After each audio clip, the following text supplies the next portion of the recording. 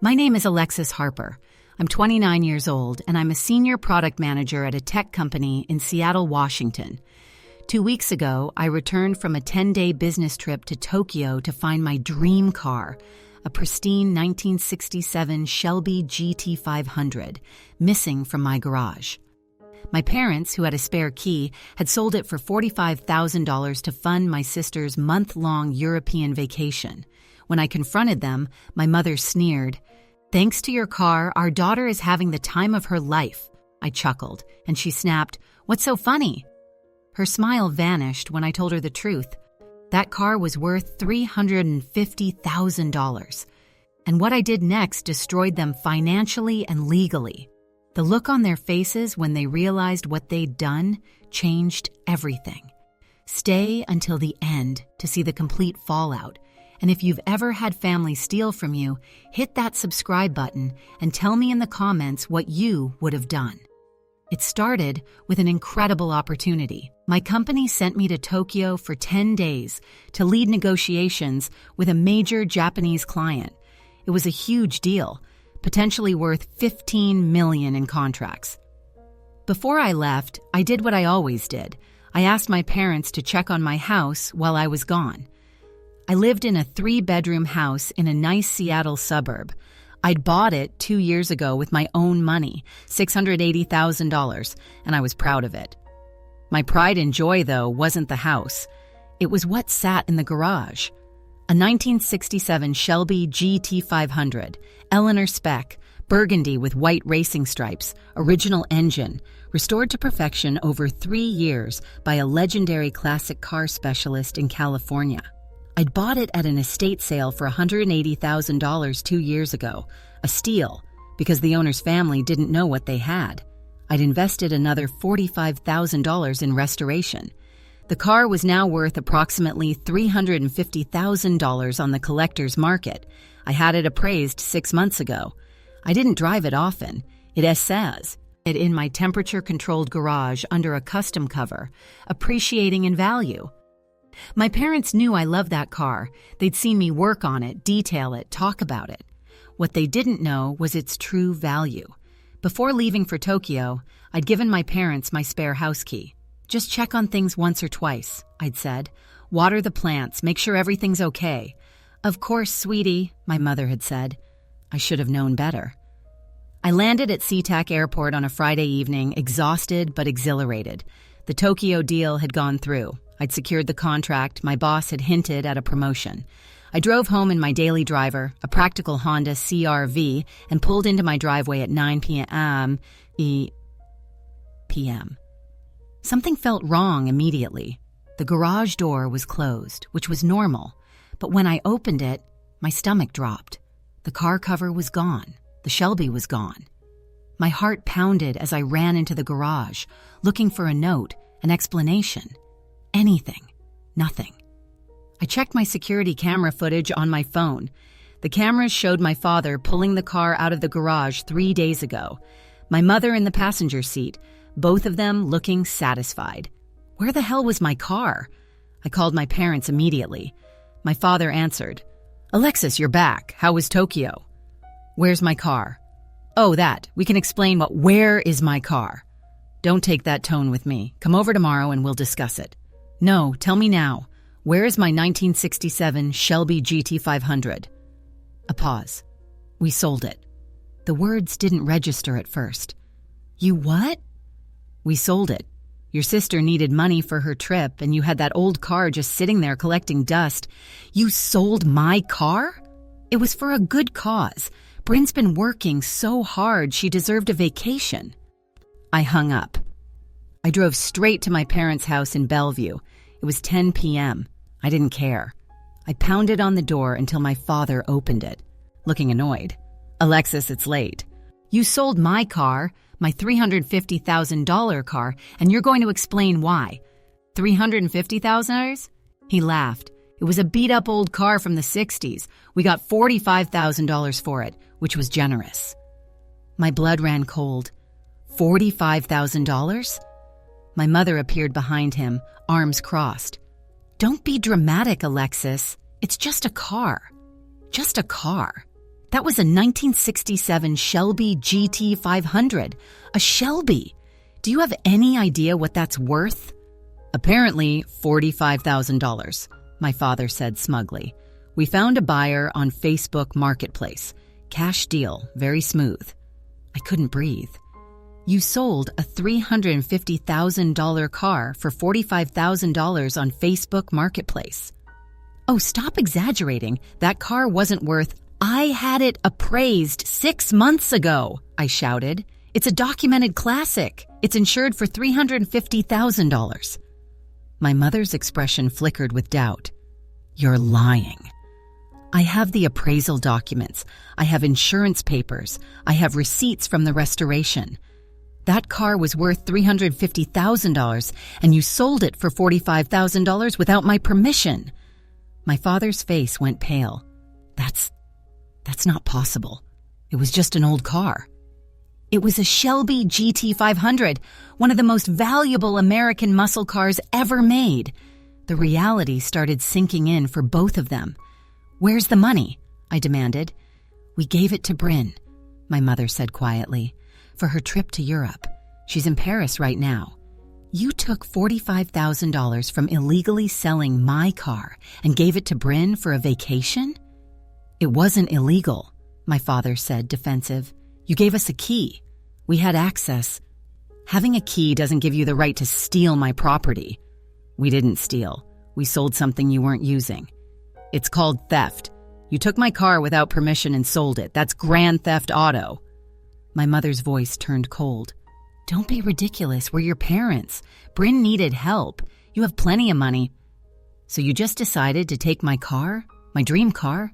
The one I've been and working on for 2 years? You have a perfectly good Honda, my mother said, waving her hand dismissively. You didn't need 2 cars, and Bryn deserved this trip. She's been so stressed. I don't care about Bryn's stress. You had no right. My father stepped forward, his voice hard.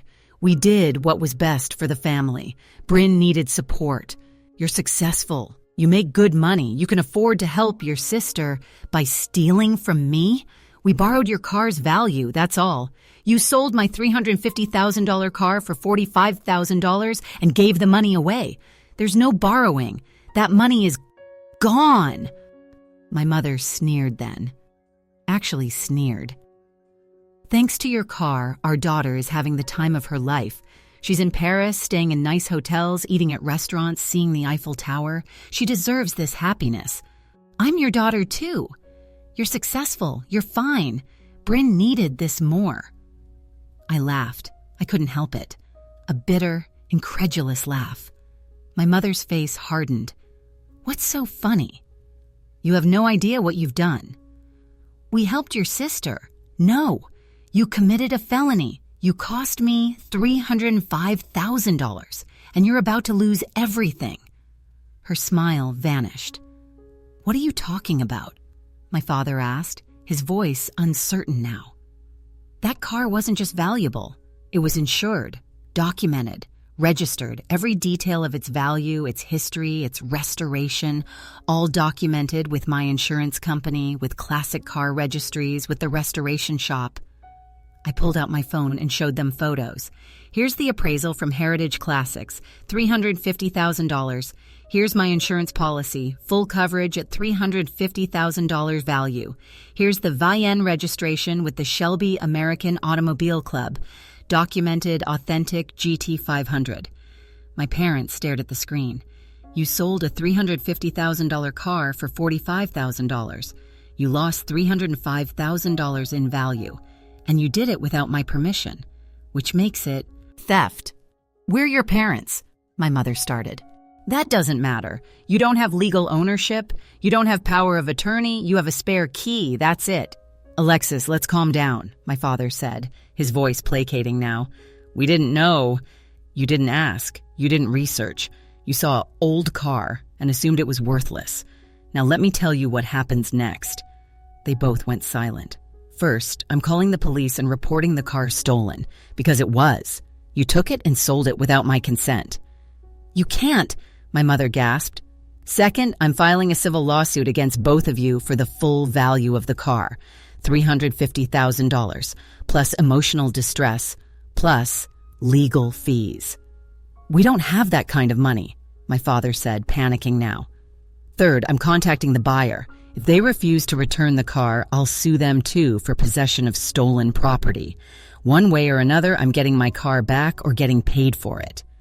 This is insane, my mother shouted. Where are your family? You're thieves who stole my car to fund my sister's vacation. The moment you sold it, you stopped being my family and became criminals. I left my parents' house and immediately called my lawyer, Marcus Chen, who specialized in property law. Marcus, I need help. My parents stole and sold my car. I explained everything. Marcus was silent for a long moment. Okay, this is serious. They committed theft and fraud. The car was registered to you? Yes, title in my name, insured in my name. They had no legal right to sell it. And they sold it for $45,000 when it's worth $350,000? Correct. Jesus. Okay, here's what we do. File a police report immediately. Then we contact the buyer and inform them they purchased stolen property. Legally, they have to return it. And if they refuse, then we sue. But usually, when people find out they bought stolen property, they cooperate. They don't want legal trouble. I filed the PAS. Lace report that night. Gave them everything. The VIN, the photos, the security camera footage showing my parents taking the car, screenshots of the Facebook Marketplace listing. The detective assigned to my case, Detective Sarah Rodriguez, reviewed everything and nodded grimly. This is straightforward theft. The value puts it at grand theft auto. That's a felony. They're my parents. Doesn't matter. They committed a crime. Do you want to press charges? I hesitated. Despite everything, they were my parents. Give me 48 hours, I said. Let me try to resolve this first. Okay, but if you don't get your car back or get compensated, we're moving forward with charges. Marcus helped me find the buyer through the Facebook Marketplace listing my parents had used. His name was Derek Thompson, a 35-year-old software engineer who'd bought the car as a project car for himself. Marcus sent him a formal legal letter. Mr. Thompson, I represent Alexis Harper, the legal owner of a 1967 Shelby GT500, VIN XXS. This vehicle was sold to you by Richard and Linda Harper without Ms. Harper's knowledge or consent. The vehicle was stolen property. As the vehicle remains registered to Ms. Harper and was sold illegally, we are requesting its immediate return. If the vehicle is not returned within 72 hours, we will be forced to pursue legal action for possession of stolen property. Please contact me immediately to arrange return of the vehicle. Derek responded within 2 hours. He called me directly, his voice panicked. Is this real? Did I really buy a stolen car? Yes, my parents had no right to sell it. Oh my God, I had no idea. They seemed legitimate. They had the key, they had access to the garage. They're my parents. They stole the car from me while I was out of the country. Jesus. Okay, you can have it back. I don't want any trouble. When can you pick it up? Tomorrow morning. And Derek, I'm sorry this happened. You're a victim here too. Yeah, I'm out $45,000. Sue my parents. I am. The next morning, I drove to Derek's house in Tacoma with Marcus and a car trailer. The Shelby was parked in his driveway, looking exactly as I'd left it. Derek came out, looking miserable. I'm so sorry about this. I did everything right, checked the VIN, verified it wasn't reported stolen, asked for documentation. They seemed so normal. They fooled me too, I said quietly. For 29 years. I inspected the car carefully. No damage. Derek hadn't driven it much, only about 50 miles according to the odometer. Thank you for returning it, I said sincerely. I know this cost you a lot. $45,000, my savings. I was going to restore it over the next year. He looked heartbroken. Derek, I'm going to help you sue my parents. You'll get your money back. You think they have it? No, but they have assets. A house, retirement accounts. We'll get your money. Marcus handed Derek a business card. Call me Monday. We'll discuss legal options. I loaded the Shelby onto the trailer and drove it home. My car was back, But this was far from over. 1 week later, Marcus filed a civil lawsuit against my parents. Plaintiff, Alexis Harper. Defendants, Richard and Linda Harper. Amount, $350,000, vehicle value, plus $25,000, emotional distress, plus $15,000, legal fees. Total, $390,000. We also helped Derek file his own lawsuit for the $45,000 he'd paid. My parents hired a lawyer, a guy named Tom Bradley, who seemed way out of his depth. The first settlement conference was held 3 weeks later. My parents, their lawyer, me, and Marcus sat in a conference room. My mother looked like she'd aged 10 years. My father's hands shook. Tom Bradley started. My clients deeply regret this situation. They made a mistake. They committed theft. Marcus interrupted. They sold property that didn't belong to them without permission while the owner was out of the country. This isn't a mistake. It's a crime. They're her parents. They thought they had implied permission. Implied permission to commit grand theft auto? There's no such thing. My father spoke up. Alexis, please. Can't we settle this as a family? You stopped being my family when you stole my car. We didn't know it was worth so much. You didn't care enough to find out. You saw something I valued and sold it for your golden child. My mother started crying. Bryn didn't know where the money came from. Don't punish her. Bryn spent $45,000 of stolen money on a vacation. She's an accessory. She's your sister. And you're my parents. But that didn't stop you from stealing from me. Tom Bradley tried to negotiate. My clients are willing to pay back the $45,000 Mr. Thompson paid. Not enough, Marcus said. The car is worth $350,000. They cost Ms. Harper $305,000 in lost value by selling it for far below market rate. They're liable for that loss. They don't have that kind of money. Then they can liquidate assets, sell their house, drain their retirement accounts. My client doesn't care how they get it. My parents looked horrified. You can't be serious, my father said, turning to me. You'd force us to sell our house? You stole a $350,000 car. Yes, I'm serious. We raised you. We gave you everything. You gave me trauma and a lifetime of being second to Bryn. You don't get credit for basic parenting. My mother was sobbing now. Please, Alexis, we'll pay you back. Just give us time. How much time? 10 years? 20? At what interest rate?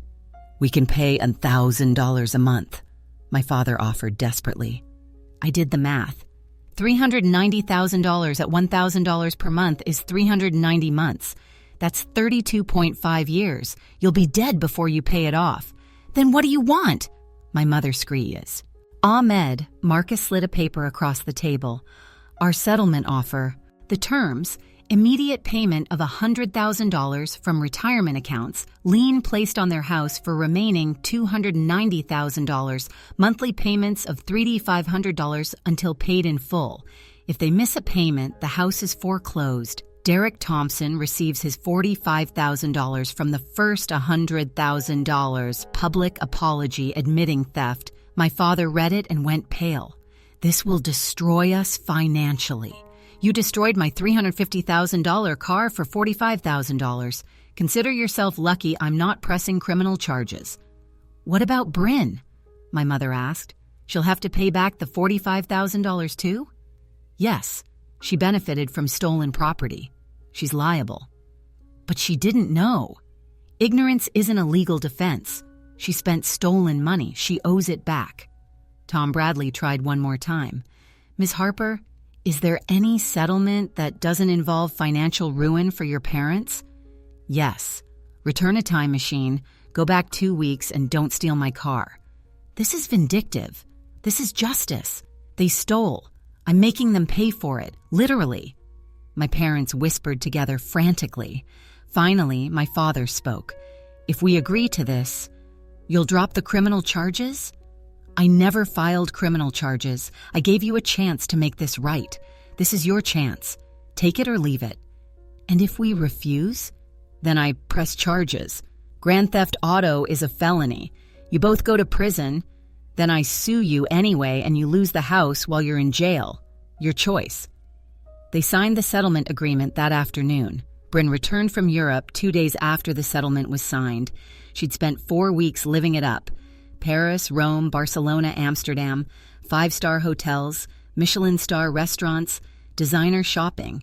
She posted it all on Instagram. 847 photos of her dream trip. She had no idea where the money came from. When she landed at SeaTac, my parents picked her up and broke the news. According to my father, who called me, begging, she had a complete meltdown. "You sold what? Alexis's Shelby? Are you insane?"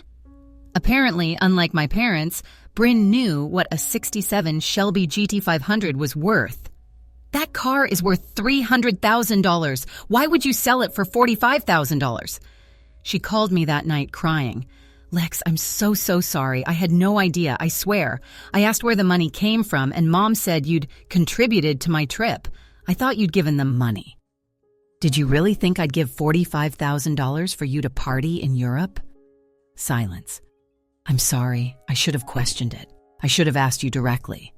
"Yes, you should have. I'll pay you back. All of it. I promise." "You'll pay Derek back. He's the one who lost $45,000 in cash. My car's value is coming from Mom and Dad's assets." "What do I owe Derek?" $45,000, plus interest. He's suing you separately." "I don't have that kind of money. I just spent it all." "That's your problem, Bryn. You spent stolen money, now you pay it back." "Can't you help me? Please? We're sisters." "Sisters don't fund each other's luxury vacations with stolen cars. Figure it out." I hung up. 6 months have passed since my parents sold my car. The settlement is being enforced. My parents had to liquidate their retirement accounts, taking a massive tax penalty to pay the initial $100,000. Derek got his $45,000 back. He bought a different project car, a 1969 Camaro, for $30,000 and is happily restoring it. My parents are paying $3,500 per month on the remaining $290,000. They've made every payment so far, but they're struggling. They had to downsize, sold their big house in Bellevue and bought a small condo. My father came out of retirement to work as a consultant. My mother picked up part-time tutoring. Their comfortable retirement is gone. Bryn is being sued by Derek. She's on a payment plan, $500 per month for the next 7.5 years. Her Instagram is now private. No MO. Luxury vacation photos. As for me, my Shelby is back in my garage, safe and sound. I had an additional security system installed. No one has a spare key anymore. My relationship with my parents is non-existent. They send occasional texts begging me to forgive them. I don't respond. Bryn tried to apologize in person. I told her through the door to leave. Last week, my mother showed up at my house unannounced. I opened the door to find her standing there looking exhausted and decades older. "What do you want?" "I wanted to see if you're happy, now that you've destroyed our lives." "I didn't destroy your lives. You did, when you stole my car. We made a mistake." "Stop calling it a mistake. It was theft. Premeditated, calculated theft. You knew what you were doing." "We thought we were helping Bryn by stealing from me. That's not help. That's cruelty." She started crying. "We've lost everything. Our retirement, our home, our daughter. You still have Bryn." "Barely. She's angry at us for putting her in this position." "Good. She should be." "When will this end, Alexis? When will you forgive us?" I looked at her. Really looked at her. This woman who gave birth to me, who raised me, who chose my sister over me so completely that she thought stealing my most prized possession was acceptable. "I don't know if I ever will," I said honestly. "You didn't just take my car. You showed me that I'll never be as important to you as Bryn. That my things, my feelings, my rights, none of it matters when Bryn wants something." "That's not true. Then why did you do it? If you valued me, if you respected me, why would you steal from me?" She had no answer. "That's what I thought. Please leave. Alexis, leave, before I call the police." She left. I haven't heard from her since. Looking back, losing my car for 2 weeks was the best thing that ever happened to me. Not because I enjoyed it. I was devastated, but because it showed me exactly who my parents were. It revealed what they'd always been. People who valued my sister more than me. People who saw me as a resource, not a daughter. For 29 years, I'd made excuses for them. Told myself they loved us equally.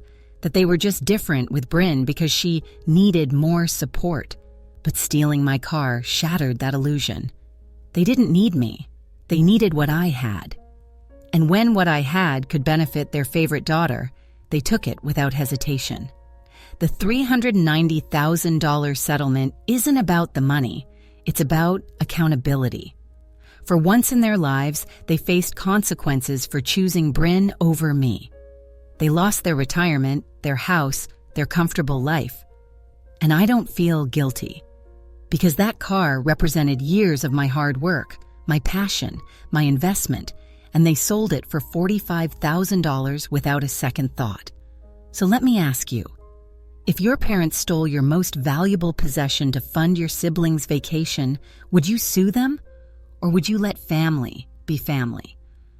Drop your answer in the comments below. And if this story resonated with you, hit that subscribe button, because sometimes the people who should protect you are the ones you need protection from. My parents sold my dream car. I sold their comfortable retirement. Fair trade.